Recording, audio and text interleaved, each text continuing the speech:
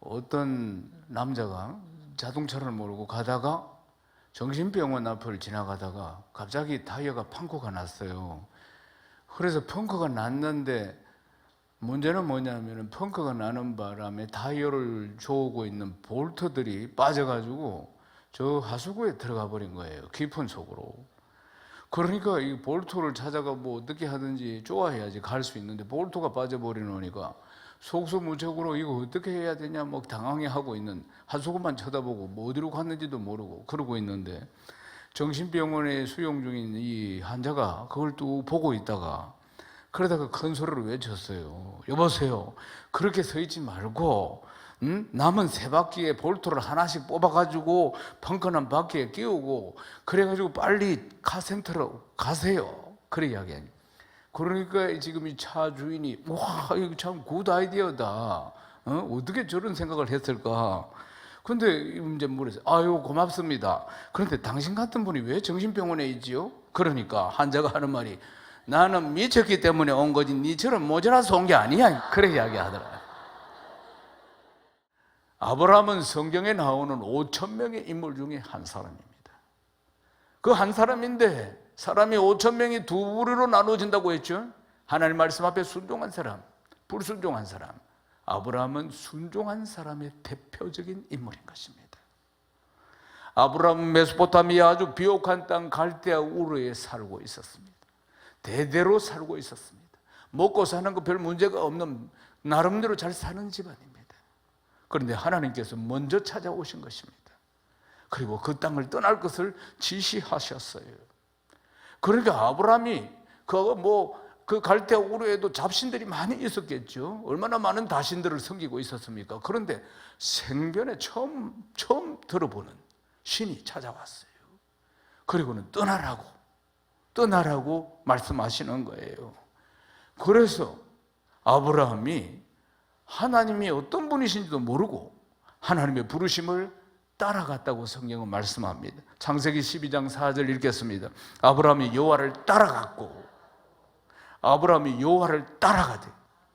따라갔고 이 동사입니다.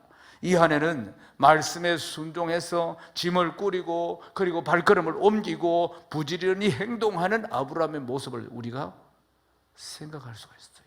느낄 수가 있다고요. 그냥 따라갈 수가 있었겠습니까? 그러니까 가족들 다 챙겨야죠. 일단 재산 다 정리해야죠. 대대로 살았습니다. 얼마나 아주 정리하는데도 분주했겠습니까? 따라가는데 지금 다 정리하고 따라간다 그 말이에요. 그리고 땀을 흘렸을 것입니다. 이걸 정리하는 데 있어서 말이에요. 순종의 땀이라고 볼 수가 있겠죠. 믿음으로 순종하는 성도들의 땀은 시대를 움직이는 동력이 되는 줄로 믿습니다. 우리도 하나님의 일을 할 때 순종해서 섬길 때 땀을 흘리겠죠. 그런데 그것이 이 시대를 움직이는 동력이 된다는 사실입니다. 여러분 믿습니까?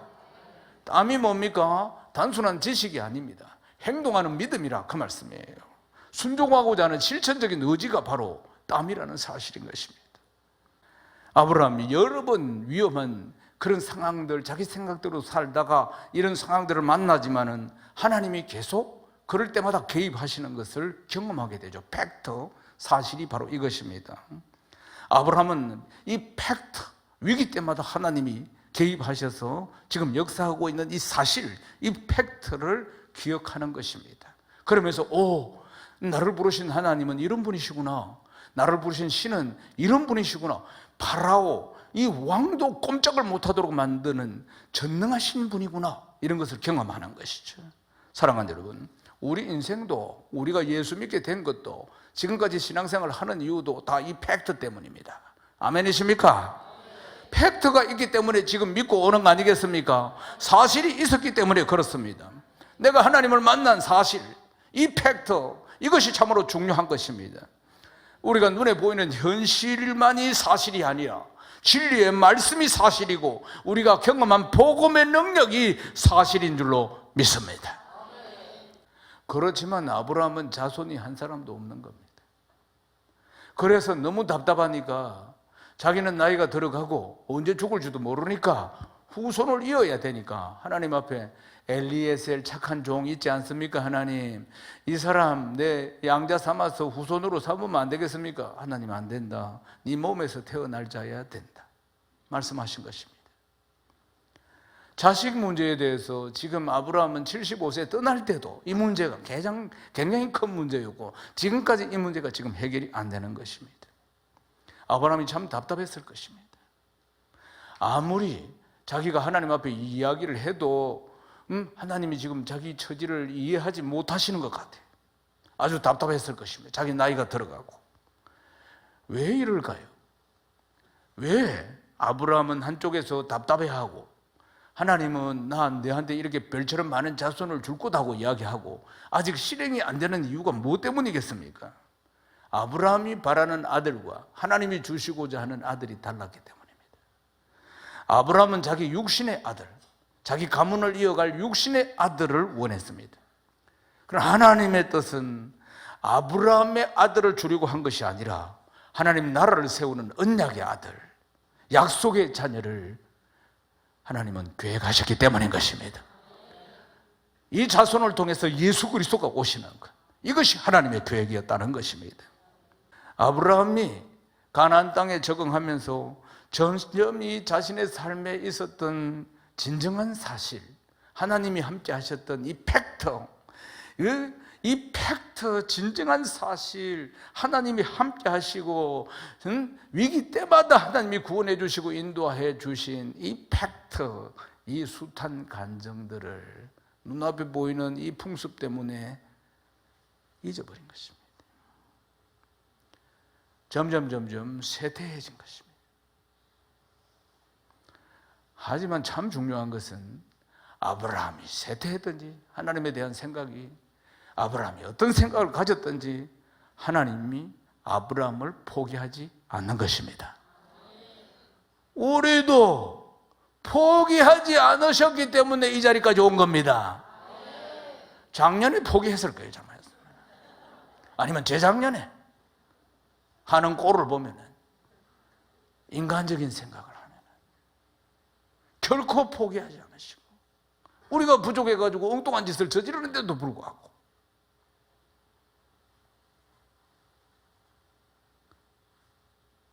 참으로 중요한 것은 아브라함이 어떤 마음을 가졌던지, 어떤 생각을 가졌던지, 또 무슨 짓을 했던지 하나님은 아브라함을 포기하지 않는 것입니다.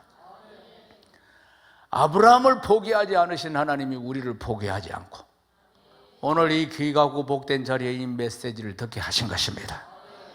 하나님은 반드시 하나님의 때에, 하나님의 방법으로, 하나님의 뜻대로 하나님의 계획을 이루신다는 사실을 믿으시기를 주님의 이름으로 축원합니다.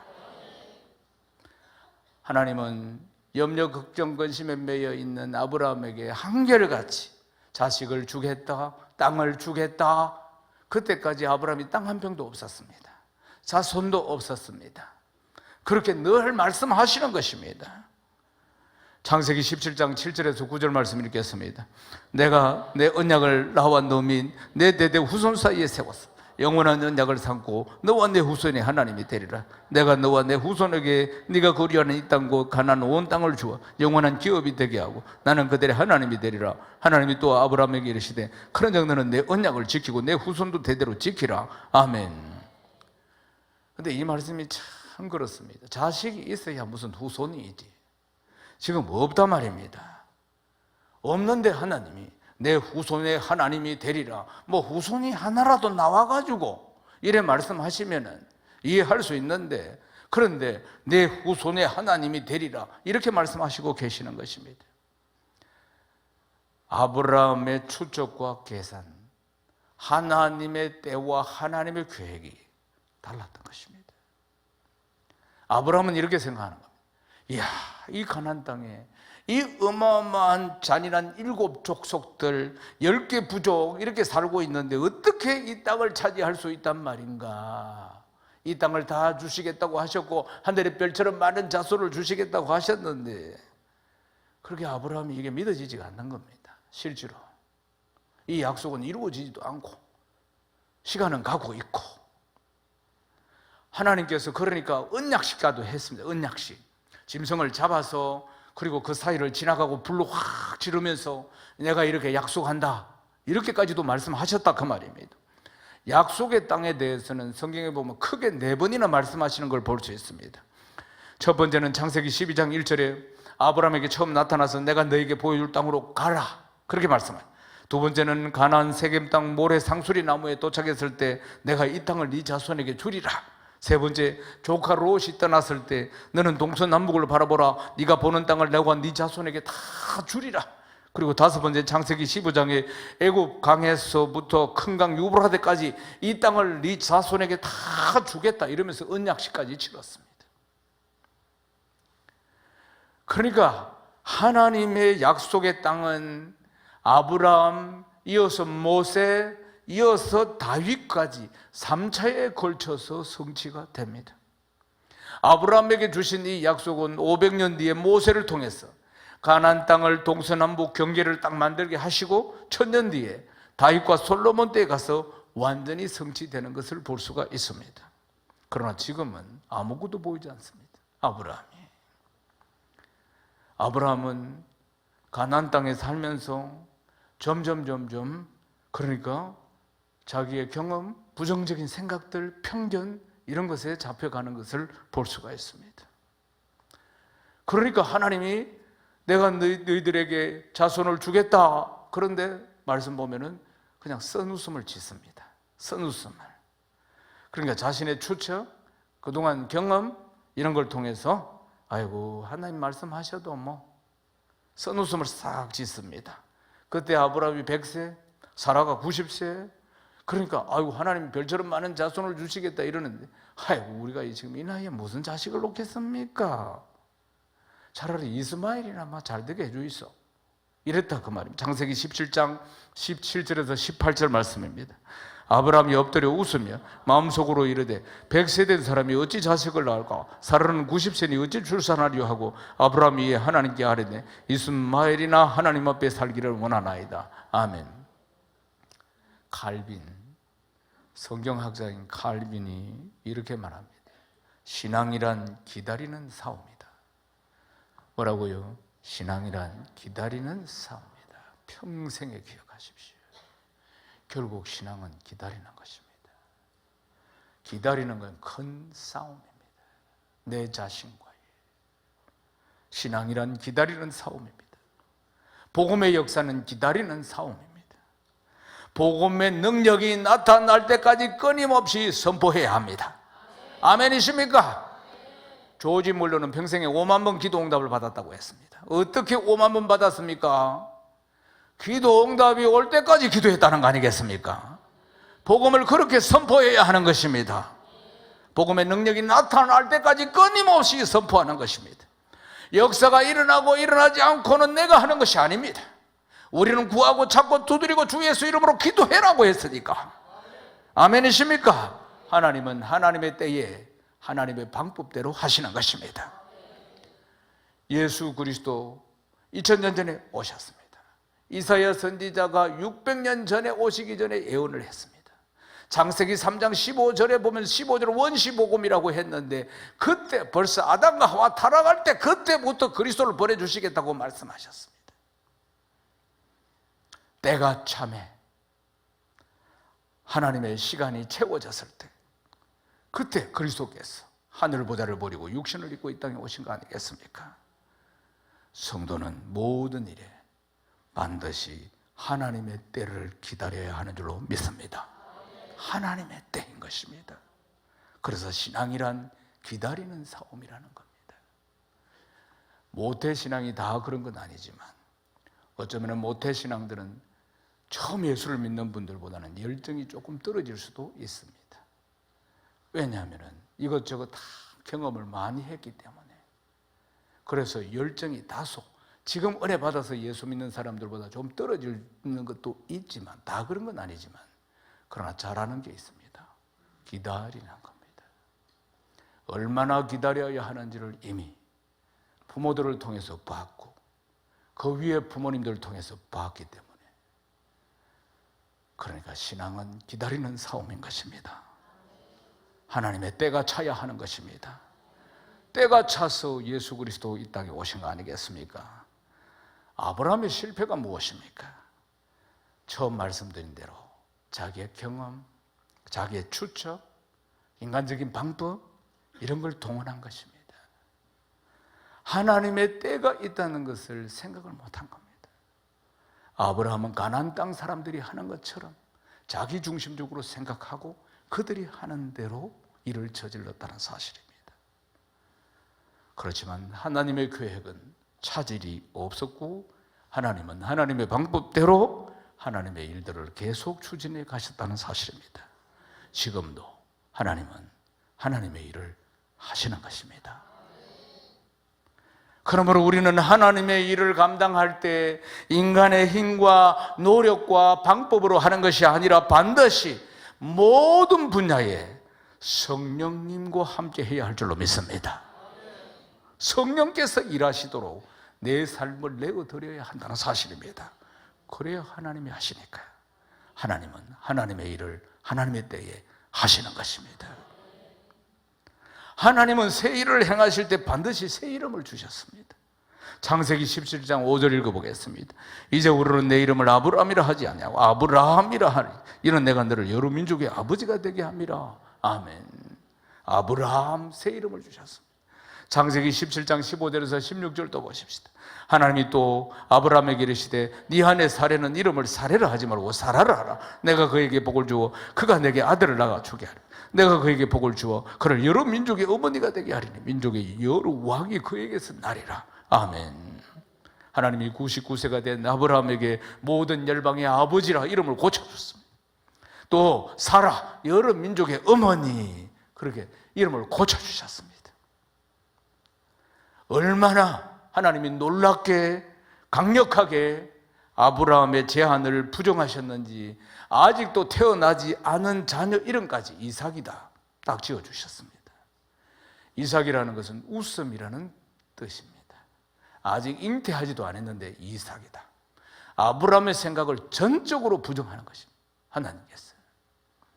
창세기 17장 19절에서 21절 말씀 읽겠습니다. 하나님이 이르시되 아니라 네 안에 사라가 내게 아들을 낳으리니 너는 그 이름을 이삭이라 하라. 내가 그와 내 언약을 세우리니 그의 후손 내게 영원한 언약이 되리라. 이스마엘에 대해서는 내가 내 말을 들었나니 내가 그에게 복을 주어 그를 매우 크게 생육하고 번성하게 할지라. 그가 12두령을 낳으리니 내가 그를 큰 나라 되게 하리니와 내 언약은 내가 내년 이 시기에 사라가 네게 낳을 이삭과 세우리라. 아멘. 내년 이맘쯤 사라가 낳을 것이다. 이삭이다. 일반적으로 사람이 태어나고 나서 이름을 짓습니다. 아니면 잉태라도 해서 이름을 짓는데 그렇지 않았습니다. 아브라함이 믿음이 없으니까 하나님이 바로 이삭이다. 그리고 이삭을 아브라함의 아들이라 이렇게 부르지 않았습니다. 약속의 자녀다. 이렇게 하나님이 부르셨다는 것입니다. 갈라디아서 4장 28절 읽겠습니다. 형제들아 너희는 이삭과 같이 약속의 자녀라. 아멘. 여기에 너희가 누굽니까? 형제들은 너희는 이삭과 같이 약속의 자녀라.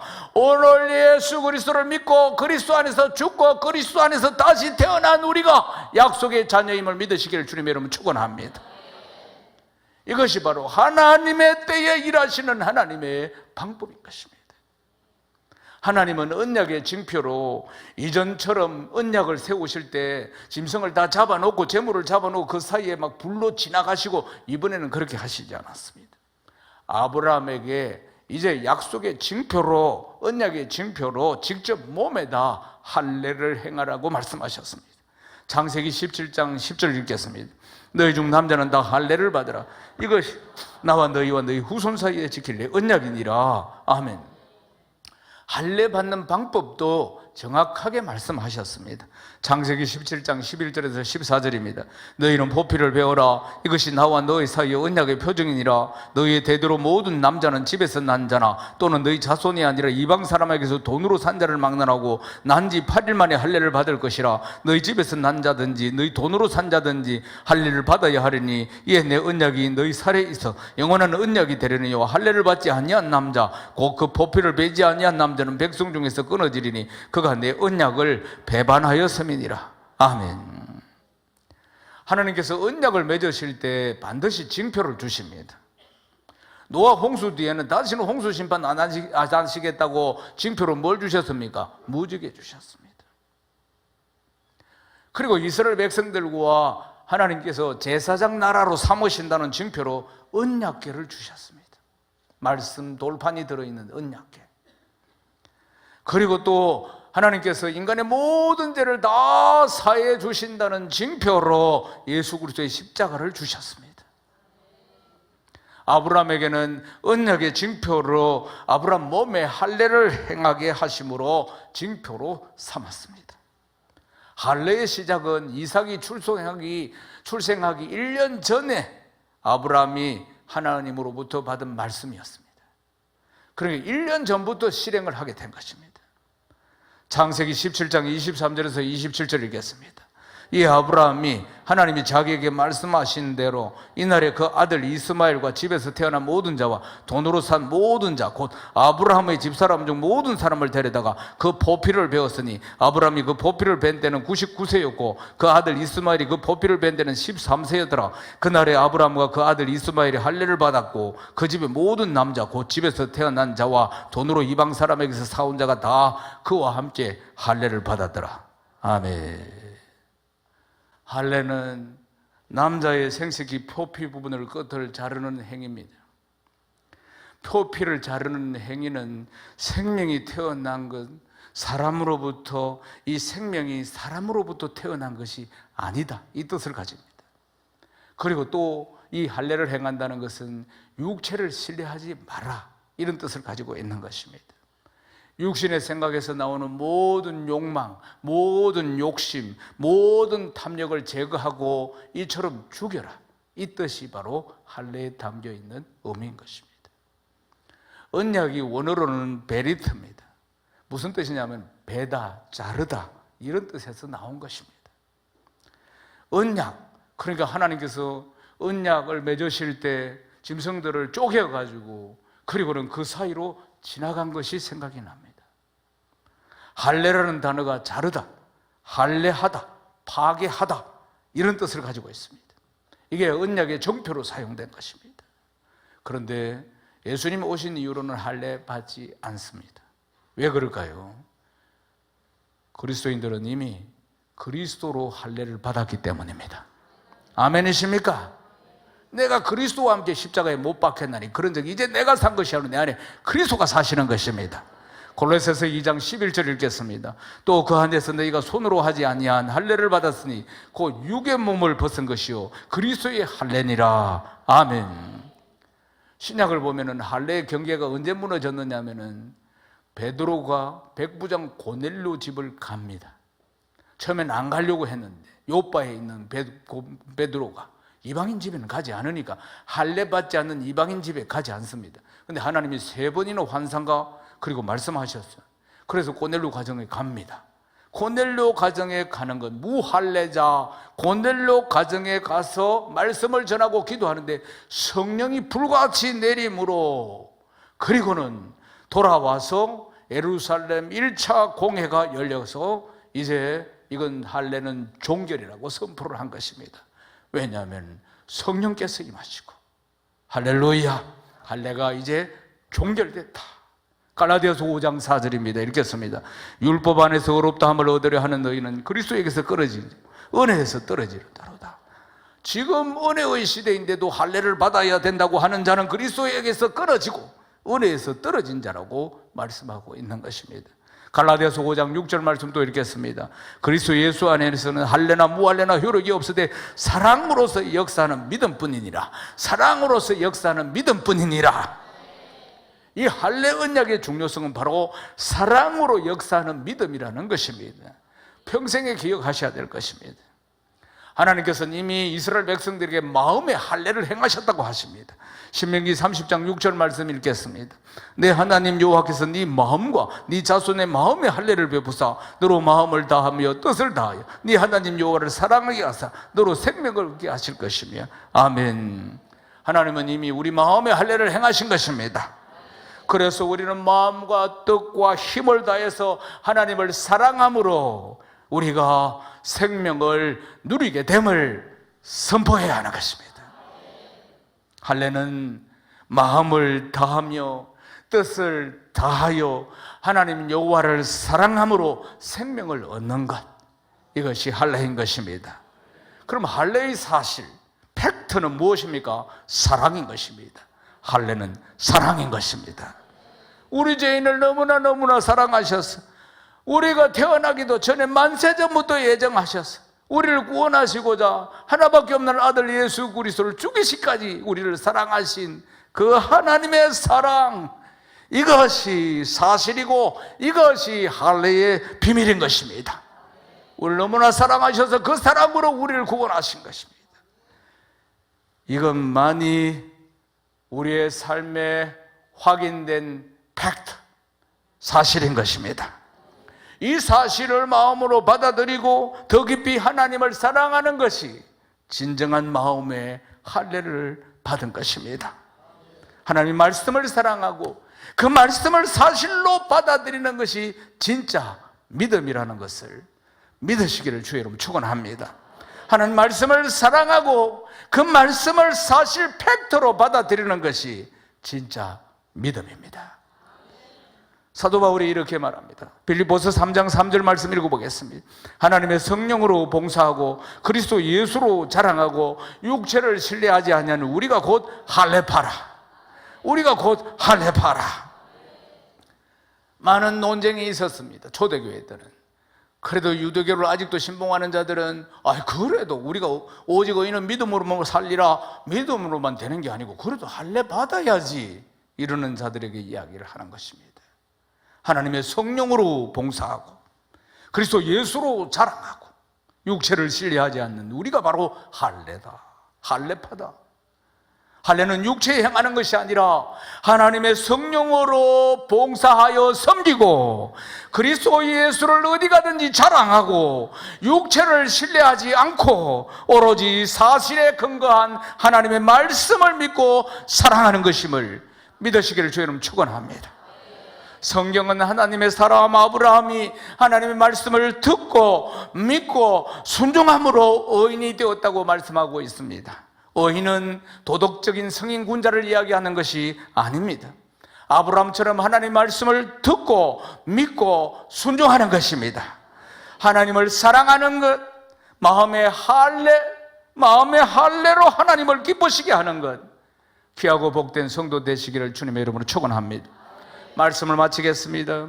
하나님께서 원하시는 진정한 할례는 하나님을 사랑하며 지극히 사랑하며 우리에게 주신 말씀을 통해서 영생을 누리는 것입니다.